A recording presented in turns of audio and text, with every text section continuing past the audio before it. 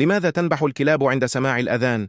وما هي وصايا النبي صلى الله عليه وسلم عند نباح الكلاب؟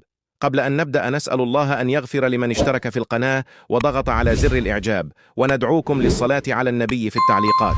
لقد أوصانا النبي صلى الله عليه وسلم بالتعوذ من الشيطان عند سماع نباح الكلاب، حيث إن الشياطين تتجسد في أشكال مختلفة من المخلوقات، بما في ذلك الكلاب السوداء والقطط السوداء. وعندما يسمع الشيطان صوت المؤذن يفر، وقد يكون نباح الكلاب ناتجا عن رؤيتها للشيطان وهي تنفر من صوت الأذان.